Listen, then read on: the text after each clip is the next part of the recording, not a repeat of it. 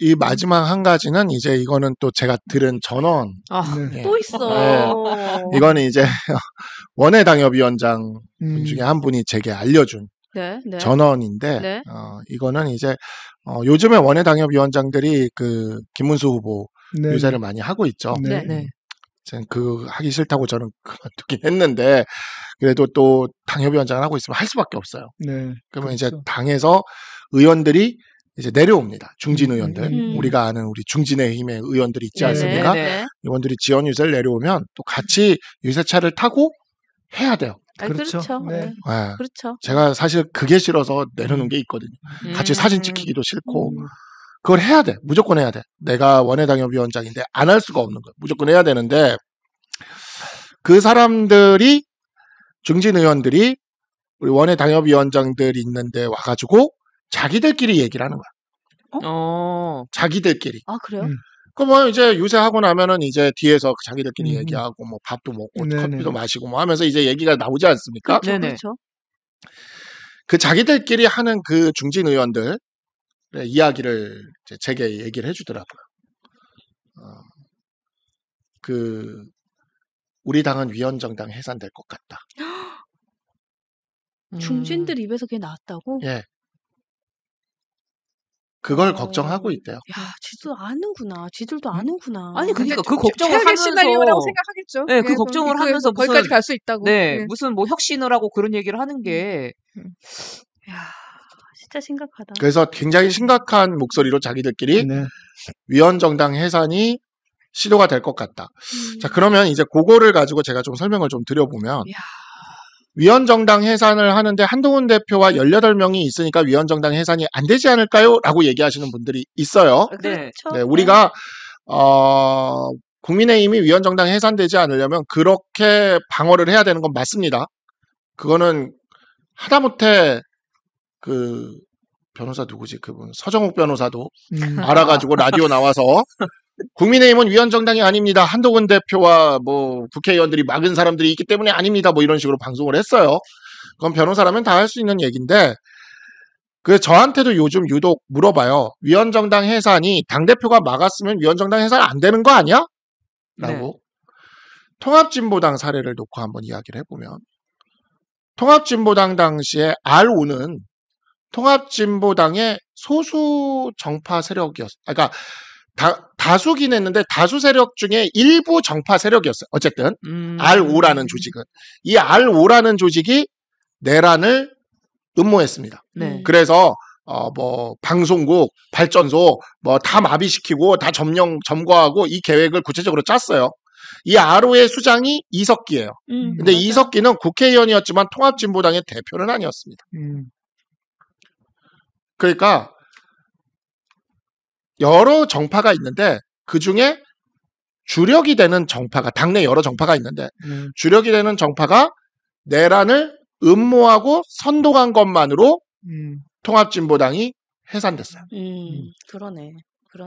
그렇기 때문에 통합진보당 해산 결정문을 가지고 이거를 요 평행선에 갖다 놓고 보면, 그러네. 우리 당에도 당 대표는 아니었지만 이 내란 혐의나 이런 것이 나중에 인정이 된다면 거기에 가담한 사람들이 주류고 다수이고 혐의가 확실하다고 하면 충분히 위원정당 해산을 법적으로도 생각해 볼 수가 있는 거죠.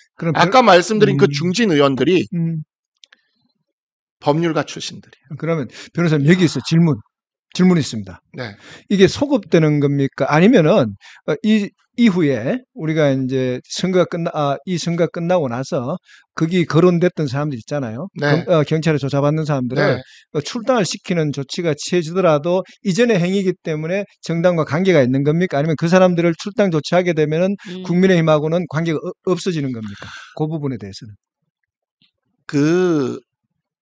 그분들이 위원정당 해산이 될 것 같으면 탈당하실 거예요. 그렇겠죠.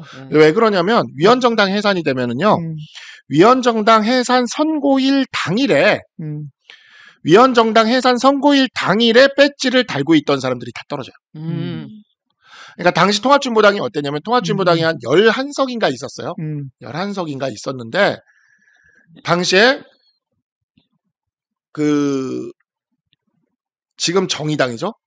민주노동당이 된 정의당, 그때는 이제 진보신당, 그러니까 노회찬, 심상정 등의 이 진보신당 그룹이 탈당을 해서 그 사람들은 배지가 유지가 됐어요. 아, 오케이, 오케이. 그래서 그 사람들은 정의당으로 가져갔고 당권파들은, 그러니까 소위 말하는 NL, 당권파, 경기 동부 요 세력들은 자기들이 탈당을 하면 이제 그걸 당을 부정하는 게 되니까 당권파가 되니까 배지를 달고 있는 상태에서 탈당을 못한 거야.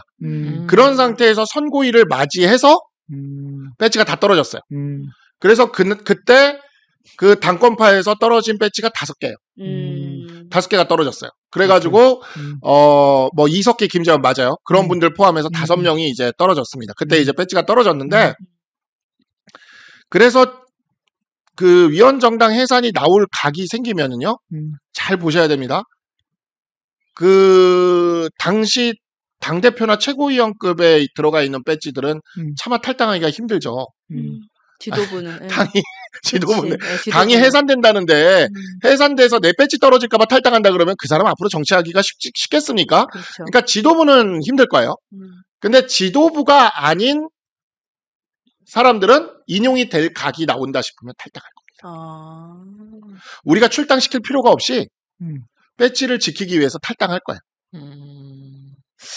제가 며칠 전에 들은 얘기가 그래서 있는데 이 부분을 그거다. 잘 생각하셔야 돼요. 네, 그거네. 다음번 전당대회에 그 들어가 있는 지도부 있잖아요. 네. 이 지도부가 위원정당 해산 심판을 만약에 이재명 이 대통령이 되고 이재명 정부가 수립되고 우리 당을 향해서 치고 들어온다고 했을 때 이 지도부가 그거를 방어해야 되고요. 이 지도부는 그때 배지가 떨어질 때 같이 옥죄해야 되는 지도부예요. 아. 야, 이 지도부는 그런 지도부예요. 그러네. 그래서 이게 잘 보셔야 됩니다. 지금 이거를 간단하게 이 상황을 간단하게 너무 단순하게만 볼 게 아니고요. 6월 4일 이후는 저도 시계 제로로 봐요. 근데 한 가지 확실한 거는 우리 당은 종속 변수가 됐어요. 내 손으로 뭘 할 수 있는 건 없어. 아. 내란죄 수사와 이재명 민주당 정부의 위원정당 해산 청구에 종속 변수처럼 흘러가는 상황이 온다. 그래서 네, 이 상황을 좀 잘 보셔야 됩니다. 제가 지금 말씀 듣고 떠오른 생각은 어떤 거냐면은 네.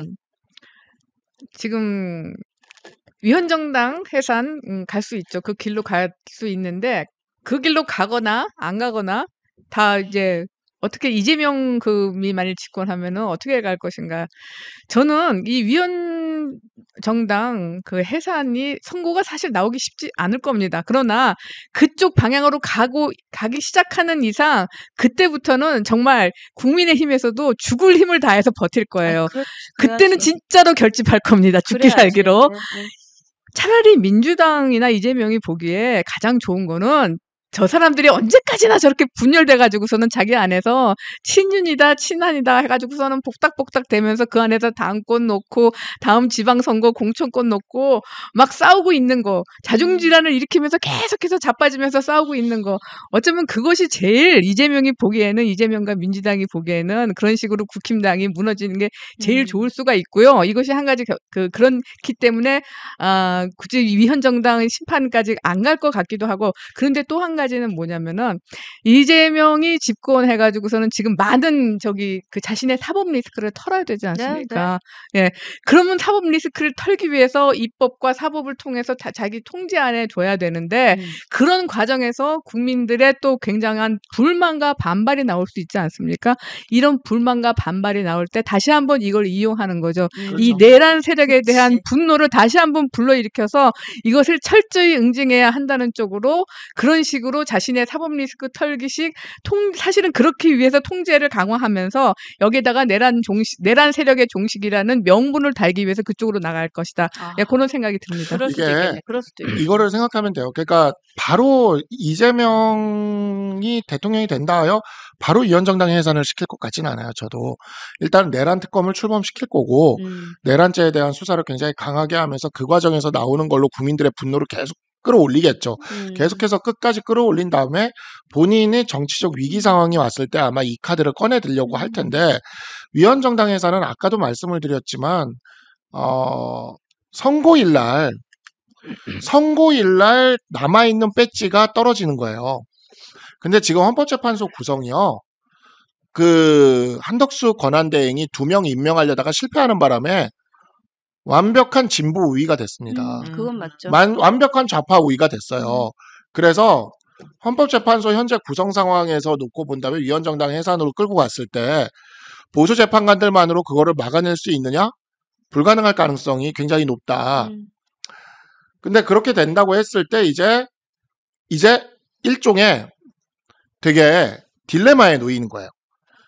마지막 위헌정당 해산 선고일까지 탈당만 하면 배지가 유지가 돼. 근데 그 소리는 이 당이 위헌정당 해산된다는 소리를 시그널인 거죠. 한다는 거잖아요. 그렇죠. 예, 예. 그런데 이제 여기서 위헌정당 해산에 관여하지 않은 국회의원들은 탈당을 해도 돼. 명분이 있으니까. 그런 국회의원들은. 근데 위헌정당 해산에 그 이유를 제공한 국회의원들은 탈당을 하면 이건 도망가는 게 되는 거잖아요. 당이 망하는데 그렇죠. 자기 배지 하나 지키려고. 그렇죠. 자기 지키려고. 이게 유권자들이나 국민들한테 확실히 보여지지 않겠습니까? 그래서 이 상황이 굉장히 혼란스러울 것이고 그래서 탈당이 이루어지기는 하겠지만 광범위한 탈당까지는 못할 수도 있어요. 일종의 서로 스크럼 짜고 버티자 쪽으로 가서 같이 다 우수수 떨어지는 쪽으로 갈 수도 있습니다. 사실 통합진보당 때도 그 5명 탈당하면은 배지 유지할 수 있었거든요. 근데 스크럼 짜고 버티다가 5명 배지 다 떨어졌어요, 그렇죠, 동시에. 그렇죠. 네. 근데 이게 배지가 떨어지면 그 다음에 무슨 일이 벌어지냐? 보궐선거가 와요. 저는 요 얘기를 들었어요. 보궐선거가 와요. 요 얘기를 그러니까 이게 지금 우리나라가 재판이 음. 민주당이 검수완박을 시켜놓은 것 때문에 아무리 내란죄 수사라도 형사사건이 이게 조국 봐요. 5년 동안 재판받았잖아요. 네. 배지 하나 떨어뜨리려면 5년 동안 재판받게 할 수가 있어요. 충분히. 그러니까 임기 종료시킬 수가 있어. 근데 위헌정당 해산은 한판 승부기 때문에 그렇지. 한 방에 배지를 우수수 떨어뜨릴 수가 있어요. 그러니까 형사를 통해서 떨어뜨리는 게 아니라 위헌정당 해산을 통해서 배지를 우수수 떨어뜨리는 거죠. 이게 왜 중요하냐? 보궐선거를 해서 민주당이 그렇게 떨어진 지역구에서 10개만 가져가면 그치. 개헌선을 돌파합니다. 네, 아. 맞아요. 제가 요 얘기를 들었어. 개헌선을 돌파하면 그 다음에 이제 이재명 후보가 얼마 전에 인터뷰에서 얘기했죠. 자기가 그 개헌을 하게 됐을 때 연임을 현직 대통령에게 적용하는 것은 국민의 뜻에 따라야 한다. 야. 이제는 속도 숨기지 않아요. 맞아요. 네, 맞아요. 근데 저는 굳이 위헌정당 해산을 안 해도 네. 이게 야당이 되고 나면은 슬금슬금 한 10명 정도는 갈 것 같아. 그래서 그렇게까지 드라마틱한 방법을 쓰지 않아도 국힘에서 알아서 민주당으로 가서 지금 한 10명 정도 채워주는 거 그렇게 어렵지 않을 것 같아요. 나갈 저는. 놈은 나간다. 네, 나갈 놈들 근데 저는 10명 정도는 10명 근데 정도는 무리 저는 없이 생길 것 변호사님 같아요. 말씀하신 거랑 조금 이게 아기가 네. 맞춰지는 말을 들은 게 그 얘기를 하더라고요. 그러니까 그 민주당에서 배지가 떨어질 만한 지역에 대한 리스트업이 있고 거기에 대해서 누가 들어가서 그 자리를 차지할지 리스트업을 하고 있고 했다라는 얘기가 저는 들었거든요. 그래서 저는 그래서 이 시점에서 많은 분들이 궁금하실 것 같아요. 그러면 우리가 가만히 앉아서 당하기만 해야 되냐? 그럼 우리가 할 수 있는 게 뭐가 있냐? 당원 가입 말고는 할 수 있는 게 없나요? 보수가 괴멸될 상황이죠. 네, 보수의 괴멸을 만들었죠, 윤석열 전 대통령이. 근데 저는 그렇게 늘 얘기를 해요. 요즘 방송에 나가면 보수 정당은 망할 수 있어요. 그렇지만 보수를 지지하는 사람은 사라지지가 않기 때문에 보수를 대변하는 정치 세력도 사라질 수가 없습니다. 그건 맞지. 그래서 그건 맞지. 그거를 다시 재건해야죠. 위헌정당 해산까지 가면 1,000억 원대라는 우리 그 당의 재산도 전부 국고로 들어갑니다. 다 국고로 들어가요. 그럼 우리는 진짜 아무것도 가진 것 없이 바닥에서부터 다시 시작해야 될 수 있어요. 네, 각오해야 돼요. 진짜 이제는. 천막당사네 그때는. 네, 진짜 천막당사죠. 진짜 천막당사. 야, 그러니까 이게 윤석열 전 대통령이 계엄하고 했을 때 진짜 당에서 일사불란하게 딱 선을 긋고 정리를 잘 했었어야 되는데 지금 대선인데도 아직까지 정리가 이렇게 흐지부지하고 그리고 또 윤석열 전 대통령의 비호 세력이라고 하는 친윤의 세력이 아직도 저렇게 당권 잡고 있으니 이건 사실은 결과가 자초된 거죠. 자초된 근데 거죠. 잘 생각을 해보면 돼요. 뭐냐면 그 뭐 보수 정권이 이렇게 이어가는 과정에서 이러한 일들은 또 있어 왔어요. 예를 들어 이승만 정부 같은 경우에 4.19와 함께 완전히 거의 청산되지 않았습니까? 박정희 대통령이 청년 장교들을 중심으로 해가지고 공화당의 위대한 역사를 다시 세워나가기 시작을 했잖아요. 그러니까 그러한 과정들이라는 것들이 우리 보수는 그러한 힘이 있어요. 그래서 당시에 이승만 정부가 4.19로 무너지고 민주당 장면 정부 세워질 때 보수는 그냥 다시는 살아나지 못할 줄 알았어요. 네. 근데 민주당의 장면 정부가 얼마나 무능했습니까? 그 무능함의 과정이 있었기 때문에 5.16이라는 이 일이 쿠데타인 건 맞지만 평가가 엇갈리는 겁니다. 그리고 박정희 대통령에 대한 평가도 이제는 저쪽의 정치인들도 인정을 하는 거고 저는 이 전두환 대통령이나 민정당 그 하나회는 좀 다르다고 봐요. 그렇지만 박정희 대통령과 청년 장교들은 그때 당시에 개발도상국의 상황에 우리나라에서 그 청년 장교들이 그렇게 했던 것들에 대한 그 과정이라는 게 분명히 필요하고 의미 있는 면이 있었거든요. 그리고 그때 완전히 이승만 대통령과 구보수가 완전히 무너지고 박정희 대통령을 중심으로 하는 신보수가 완전히 살아났거든요.